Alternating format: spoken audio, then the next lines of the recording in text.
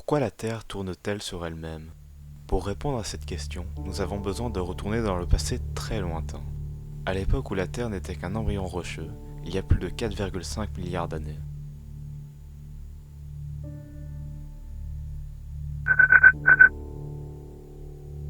À ce moment de sa formation, la Terre est une protoplanète qui subit énormément de chocs.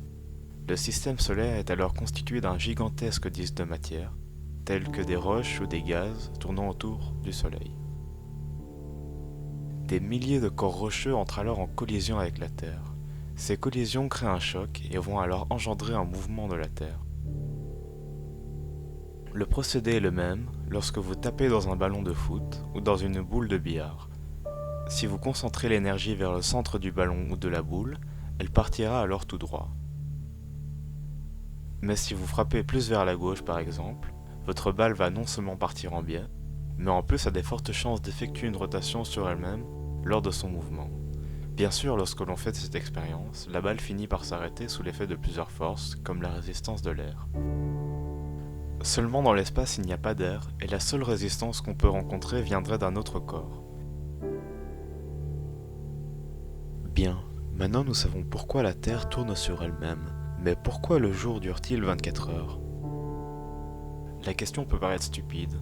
On pourrait simplement donner comme réponse: le jour dure 24 heures car la Terre fait un tour sur elle-même en 24 heures et cette vitesse de rotation lui a été donnée par les corps l'ayant percuté lors de sa formation. Certes, mais c'est plus compliqué que ça, car la Terre fait un tour sur elle-même en 23h56 minutes. Seulement, lors de ce temps écoulé, la Terre a également avancé sur son orbite autour du Soleil.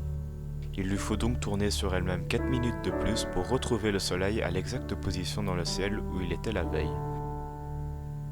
Donc un jour n'est pas un tour de la Terre sur elle-même, mais le temps qu'il lui faut pour qu'un point sur la surface se retrouve exactement à la même position face aux rayons du Soleil.